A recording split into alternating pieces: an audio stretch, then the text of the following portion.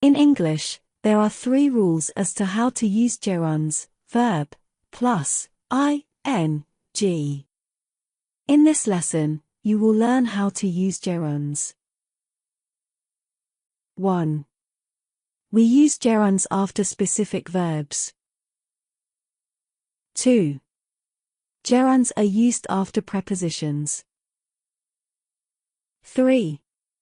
Gerunds can function as nouns, either as subjects or objects. Let's take a closer look at these 3 rules. 1. We use gerunds after specific verbs. There are specific verbs that take gerunds. For instance, fancy, discuss, avoid, keep, miss, imagine, etc. A complete list of all verbs that take the gerund is in the description.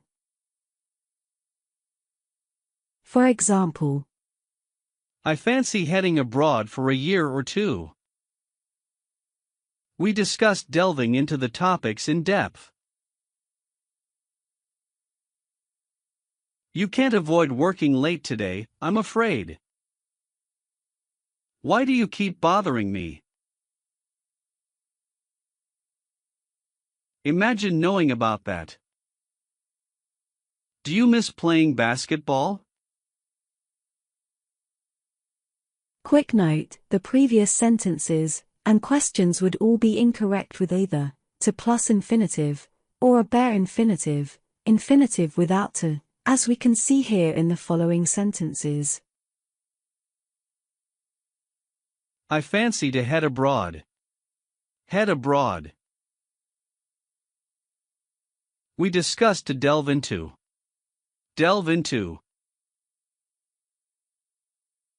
You can't avoid to work. Work.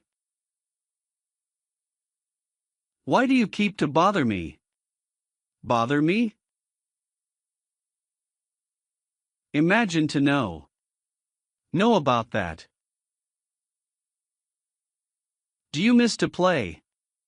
Play basketball? The verbs in yellow can only take the gerund, because the list of specific verbs we are reviewing are verbs that must be followed by a gerund. 2. We use gerunds after prepositions. Prepositions are words that typically go before a noun or pronoun to show the relationship of that noun with the rest of the sentence. Common prepositions include to, for, with, on, in, at, by, etc. In the sentence, I work for a company. the preposition for indicates the relationship between the noun, company, and the rest of the sentence. In this case, we do not need a gerund, because the preposition for is followed by a noun, and not a verb. On the other hand, let's look at the following sentence, whereby the preposition for is followed by a verb, spending. Thank you for spending time with us.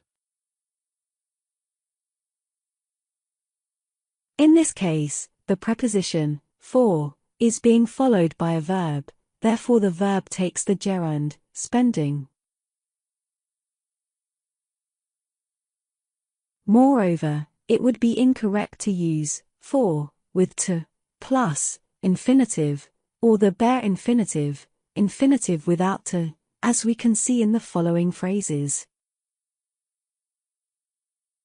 Thank you for to spend time with us.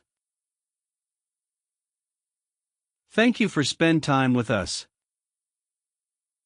Needless to say, the correct answer is Thank you for spending time with us. Furthermore, let's take a look at some more examples using common prepositions which are followed by the gerund. Upon leaving, Jim noticed the door was open. I'm looking forward to seeing you. In this case, to is functioning as a preposition, and not to plus infinitive. You left my home without saying goodbye. Until receiving your call, I was not able to do anything. His discovery came from having prior knowledge in the field. For saying such terrible things, I'll have you barred. In understanding what I'm talking about will pay dividends. He fled his place of work before consulting us first. Jane hadn't spoken to Anne since involving herself in the scandal. Prior to fixing your lock, I was with another client. Remember, we only use a gerund if we are using a verb.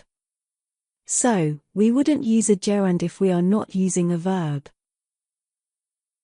For instance, if you use a noun instead of a verb. Let's take a look at prepositions followed by nouns, not verbs. Upon her answer, I had no other choice but to leave. I'm looking forward to my birthday. You left my home without your friend. Is everything okay? Until the call, I hadn't known what to do. His discovery came by great effort. For his crimes, he will do 3 years with no parole.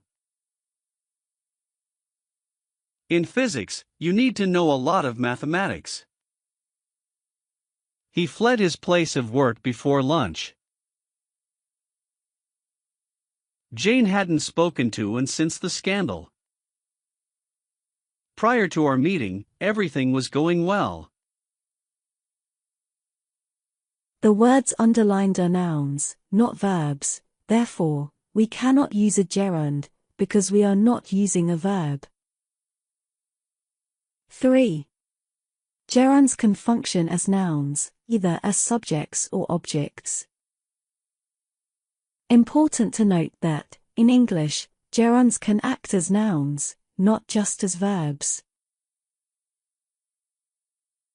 In the sentence, Running is good for your health. the gerund is running. Running is the subject of the sentence, and here, running is acting as a noun. Even though to run is a verb, run, ran, run, its gerund form, running, can function as a noun. Just to give you some perspective, here, running is functioning as a verb in the present continuous. I am running late. In this question, running is a noun. Do you like his running? The gerund is running. Here, running is functioning as a nominal object. A noun which is the object of the sentence, or question, and in turn, it is a noun. Notice how a possessive adjective, his, is being used. This is grammatically correct in English, because running is functioning as a noun. Therefore, we can use a possessive adjective to possess it. That is, possessive adjectives my, your, his, her, its, our, your, and their can all be followed by gerunds acting as nouns to possess the noun, thing, or person. For example, My talking was bothering her. Your listening is superb. His staring is getting annoying. Her singing was brilliant. Its flying was truly something. He doesn't like our teaching. I like your writing. Their fighting has to stop. See the links in the description for a complete understanding of when to use gerunds, to plus infinitive, the bare infinitive, as well as the prepositions to and for. Thanks so much for watching. Be sure to subscribe to English Reservoir if you want lots of great content.